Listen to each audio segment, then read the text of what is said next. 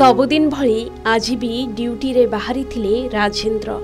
TT भावे निज काम को भलरे करंती। यात्री को टिकेट जांच करबा ठारू आरंभ करी घर तथा परिवार काम को भी सुरुखुरु रे करंती।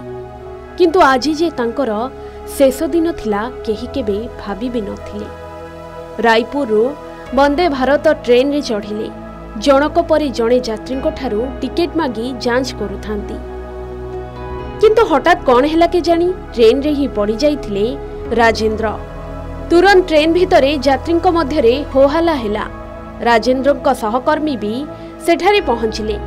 किंतु टिटलागढ़ स्टेशन रे पहुंचीबा पूर्वरु ट्रेन रे टीटी मृत्यु होइथिला। हाँ दर्शक बंधु, मृत्यु भी एमिति आसे। कार्यरत थिबा समय रे तांको जीवन जीव केही केबे भाबी भी नथिले।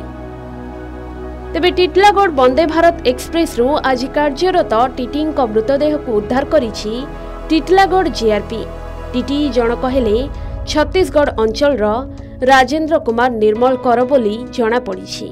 से रायपुर वंदे भारत ट्रेन रे यात्री टिकेट चेक करिबा पई चढ़ी हेले खरियार रोड रे से असुस्थ अनुभव करी ट्रेन रे पड़ी जाइथिले एवं टिटलागढ़ पहुंचीबा पूर्वरु ट्रेन रे टीटी मृत्यु होइथिला।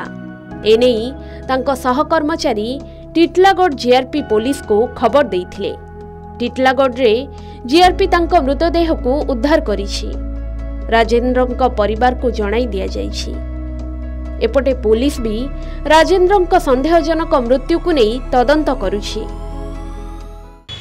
विशाखापट्टनम वंदे भारत चलती सर, उसमें आज हमारा ड्यूटी था सर।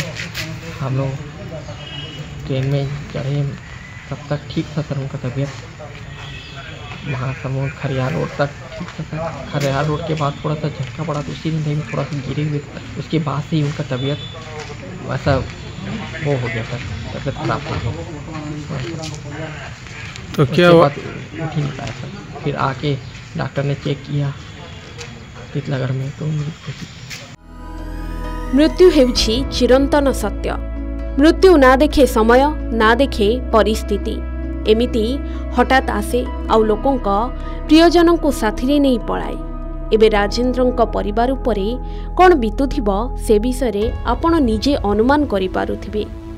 किंतु राजेंद्र एभली अचानक मृत्यु रे स्तब्ध होई जाइछन्ति समस्ते। टिटलागढ़ रु सनत कुमार पाढ़ी रिपोर्ट, के न्यूज ओडिशा।